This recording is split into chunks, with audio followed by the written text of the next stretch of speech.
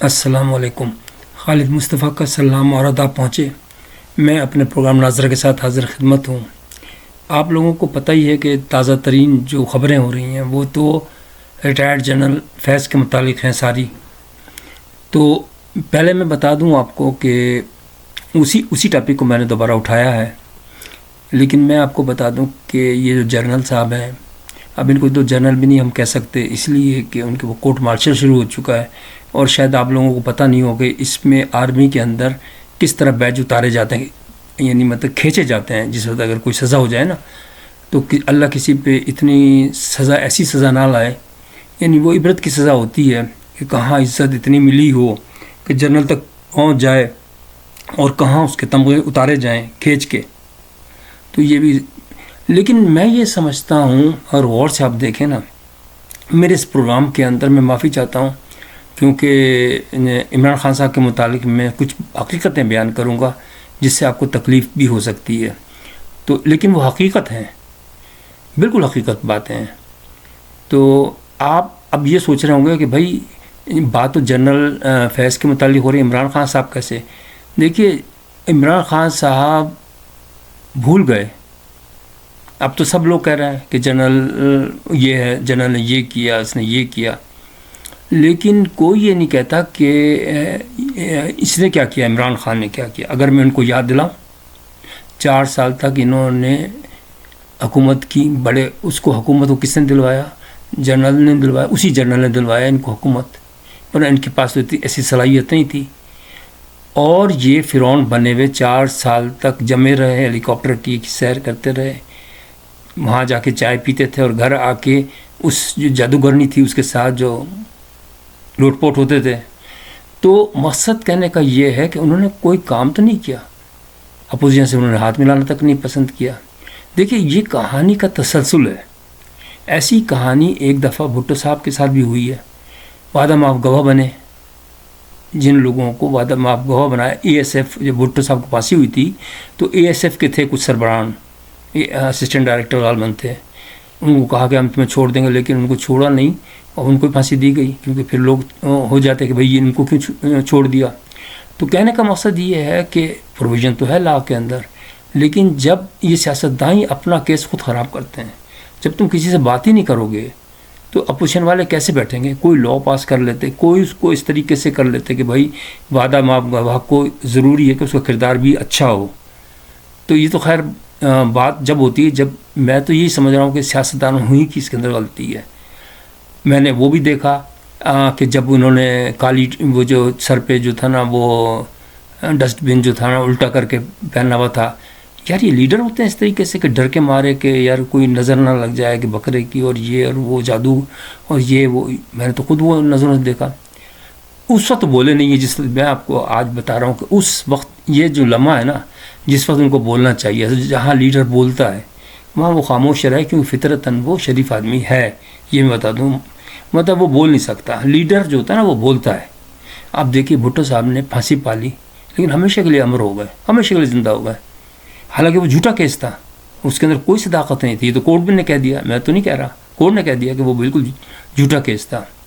لیکن ان کے لیے یہ تھا کہ جس وقت رینجرز نے ان کا گریبان پکڑا کے کھینچ کے لے گئے تھے، یہ ویسے بے عزتی ہے. میں خود بھی اس دن فیل کیا تھا کہ یار ایک پرائم منسٹر سیٹ کو اس طریقے سے کھینچ کے، تو عام آدمی کی عزت کیا ہوگی؟ سوچنے والی بات ہے نا. اس وقت اگر یہ بولتے کہ بھائی میری اتنی بے عزتی ہوئی تو لوگوں کو اشتعال آ گیا، میں اس کی حمایت نہیں کر رہا، جو ہوا بہت غلط ہوا، لیکن کہنے کا مقصد یہ کہ جہاں بولنا چاہیے تھا تو وہاں تو بولے نہیں، لنگڑا کے چل رہے ہیں. لوگوں نے خود دیکھا کہ جب وہ کیس وہ پکڑ کے لے کے جائے تھے رینجرز تو وہ بالکل صحیح چل رہے تھے. اب آپ بتائیں میں اس میں کیا کر سکتا ہوں؟ میں بتائیے نا، آپ خود دیکھیے. صحافت یہ تو کر سکتے ہیں کہ ہاں جی وہ آج ملا اس سے پرائم منسٹر سے، اور آج اس سے ملا اور یہ سازش لگ رہی ہے اور یہ ہے اور وہ نہیں. یہ باتیں حقیقت جو ہے نا، حقیقت ہے کہ انہوں نے بہت فائدہ اٹھایا عمران خان صاحب نے، اور عمران خان صاحب نے کم فائدہ اٹھایا. اصل یہ بات صحیح ہے کہ آج جو لڑائی ہوئی ہے نا بشرا بی بی اور ان کی بہنوں میں، وہی صحیح ہوئی ہے، اس لیے کہ اصل فائدہ بشرا بی بی نے اٹھایا. وہ تو بغیرت عورت ہے نا. آپ خود سوچیں، یہ اس کو کیا آپ کہیں گے کہ مزے تو اس نے سارے اٹھا لیے، ہر سواری کر لی اس نے، اور لیکن یہ ہے کہ شوہر تک کو چھوڑ دیا، جوان بیٹی ہیں تو نانی دادی بنی ہوئی، اور کیا مطلب اس کے بچے کس طرح جئیں گے، میں تو اس میں نہیں. اور شوہر فقریہ بتا رہا کورٹ کے اندر جا کے کہ کس طرح مالش کرواتا تھا وہ عمران خان اس سے، اس کی بیوی سے. اور یہ اسلام ہے؟ اسلام تو نہیں ہے نا. یہ تو اپنی دیکھیں میں آپ کو بتاؤں، یہ ساری جو کہانی ہے نا یہ صرف لالچ پہ بنیاد پر ہے، لالچ اور کوئی بات نہیں ہے. اتنے بڑے یہ لیڈر تھے نہیں جتنے بڑے ان کو بنایا فیض نے. آج تو سب گالیاں دے رہے ہیں کہ فیض ہی سب سے گندا ہے. میں فیض کا کوئی رشتہ دار تو ہوں نہیں، لیکن ظاہر ہے کہ فیض نے بھی اپنا فائدہ اٹھایا ہوگا، یقیناً اٹھایا، لیکن ان سے فائدہ اس نے بھی تو لیا نا. عمران خان نے بھی تو فائدہ اٹھایا ہے نا. یہ تو نہیں کہہ سکتا کہ میرا کوئی تعلق ہی نہیں ہے. تعلق ایسے نہیں ہے. 4 سال تم نے مزے میں حکومت کی، تم بھول گئے اس بات کو. جو کرتے تھے بزدار، جیسے للو کو تم نے وہ بنا دیا، وزیر اعلیٰ پنجاب بنا دیا تم نے، وہ بھول گئے ہم. اور جناب علی جو یہ یونیورسٹی کا کیس تھا سارا پتہ ہے. مطلب اب آپ وکیلوں کے تھرو آپ کر لیں، وکیلوں کو تو یہی کام ہے نا. وہ باتیں جیسے وہ آپ کا جو وہ ان کا ایک اور ہے نا وہ پاور ٹائپ کا جو ہے جس کے بڑے بڑے دانت ہیں، باتیں بہت کر سکتے ہیں بھائی. وہ تو یونیورسٹی تو کہیں بھاگ نہیں رہی، یونیورسٹی وہیں پڑی ہوئی ہے. تو آپ کیوں اس کے خلاف تحقیق کر رہے ہیں؟ جتنے بڑے بلیک میلر یہ وکیل ہیں نا، اتنا بڑا تو کوئی بھی نہیں ہے. میں معافی چاہتا ہوں کہتے ہوئے، سارے نہیں ہوں گے میں یہ نہیں کہہ رہا، لیکن زیادہ تر اللہ کسی کو ان وکیلوں کے چکروں میں نہ ڈالے. تو اور پاکستان کے وکیل تو بس استغفر اللہ استغفر اللہ. اب بات یہ ہے کہ یہ تو بہت اونچے لیول پر ہے نا کہانی، کہ آپ جنرلوں کی باتیں کر رہے ہیں یا پی ٹی آئی کے رہنما کی بات کر رہے ہیں. آج بھی اگر آپ تو بات کر رہے ہیں کہ مختار کار، جتنے مختار کار ہیں نا انہی کو پکڑ لینا آپ. ارب پتی تو وہ ہیں سارے، ان کو بھی چھوڑیں. آپ یہ جو چھوٹے چھوٹے لائن مین وغیرہ ہیں نا انہی کو پکڑ لیں، انہی کے ارب پتی ہیں. اور سب سے بڑی بات یہ ہے کہ جیسے حالات ہیں نا واقعی پریشان کون ہے، لوگ پریشان ہیں. اور سب سے بڑا جو میں یہ سمجھتا ہوں اس کو پاکستان کو تباہ برباد کیا نا مولویوں نے کیا ہے. مولویوں کے لیے جہاز تیار ہے، جیسے وہ لے کے گیا تھا نا مصطفیٰ کمال اتا ترک، جہاز گھمانے لے گیا تھا ان کو سمندر کی سیر کرانے. آگے آپ خود جانتے ہیں. تو کہنے کا مقصد یہ ایسی باتیں بنانا بہت آسان کام ہے، محنت کرنا بڑا مشکل کام ہے. ابھی پچھلے سال گیا تھا لاہور، تو وہاں پر اوباش ٹائپ کے لڑکے ڈسکس کر رہے تھے کہ وہ ہے نا براق، اس کا گوشت حلال ہے حرام. آپ کو یاد دلاؤں کہ بغداد کے اندر جب چنگیز خان آیا تھا نا تو اسے تباہ برباد کر دیا تھا پورا بغداد. اور جتنی کتابیں مسلمان تو بہت تیز اس معاملے میں کتابوں میں لکھی، بہت اچھی اچھی کتابیں لکھی تھیں، وہ ساری کی ساری انہوں نے دجلہ میں ڈال دی تھیں اور دجلے کا پانی کالا ہو گیا تھا. اور وہ اتنے دلیر تھے، وہ اگر کوئی لڑائی ہو جاتی تھی نا عراقیوں سے تو وہ کہتا تھا، اس کے پاس تلوار نہیں ہوتی تھی، چنگیز خان کا جو سپاہی ہوتا تھا وہ کہتا تم یہیں ٹھہرو، میں ابھی جا کے تلوار لے کے آتا ہوں گھر سے. اور وہ ہل نہیں سکتے تھے وہ لوگ، بغداد کے جو لوگ تھے. وہ گھر جاتا تھا، تلوار اٹھاتا تھا اور لاتے ان کے سر اڑاتا تھا ان کا. تو اللہ نہ کرے پاکستان کا جو حال ہے نا، اللہ مدد وہ کبھی بھی نہیں آئے گا. یہ بھول جائیں آپ، جب تک آپ اپنی مدد خود نہیں کریں گے. ہر آدمی تو کرپٹ ہے. آپ جائیں کسی آفس کے اندر، وہ تو پہلے تو سب سے پہلے وہ پیسے مانگتے ہیں. کسی بھی آفس میں چلے جائیں. یہ جنرلوں کی باتیں تو ہاں یہ بات میں مان رہا ہوں کہ اسٹارٹ اوپر سے ہی ہوا. اور میں ابھی بھی یہ کہتا ہوں اپنے پیارے جنرل صاحب، حافظ قرآن جو حقیقت میں ہوتا ہے، قرآن حافظ جو ہوتا ہے وہ حقیقت میں قرآن ہوتا ہے، چلتا پھرتا بولتا قرآن ہوتا ہے نا. وہ تو جو بچپن میں حفظ کر لیتے ہیں نا تو ان کی تو روح کے اندر وہ اتر جاتا ہے قرآن. میں ایک بات بتا دوں آپ کو کہ اگر وہ چاہے، اور انشاءاللہ تعالی اللہ اس کے دل میں ڈالے گا، ضرور ڈالے گا، کیونکہ بات یہ ہوتی ہے تو اللہ کے کام ہوتے ہیں کہ اس کو اتنی عزت دی کہ کتنی کوشش کی انہوں نے کہ اس کو مشرف نے منع کیا تھا نا کہ اس کو chief of the army staff نہ بنائے، کیونکہ اس کے کرپشن کے کیسز کھول دیے تھے.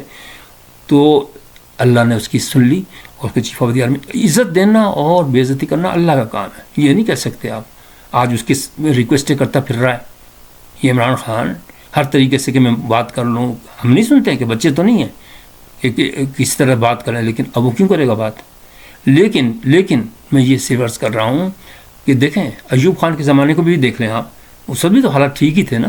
لوگ اتنا ڈر گئے تھے کہ جناب علی وہ سارا کچھ جتنا وہ بچایا ہوا تھا چھپایا ہوا تھا گندم سارا اٹھا کے سڑکوں پھینک دیا تھا. ہم تو خیر چھوٹے تھے, ہمیں تو اتنا بات تو یاد نہیں ہے, لیکن کہنے کا مقصد یہ قوم جو ہے نا ڈنڈے سے کی یار ہے.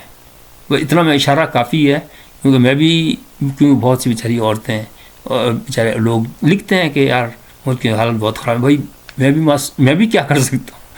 میں تو صرف آپ لوگوں کو صرف ایک بتا سکتا ہوں کہ بھائی یہ ہو کیا رہا ہے اور ہو کیا سکتا ہے اور ہوگا کیا. اس سے زیادہ تو میرے پاس کوئی ریسورس بھی نہیں ہے اور نہ میں کوئی سیاسی لیڈر ہوں.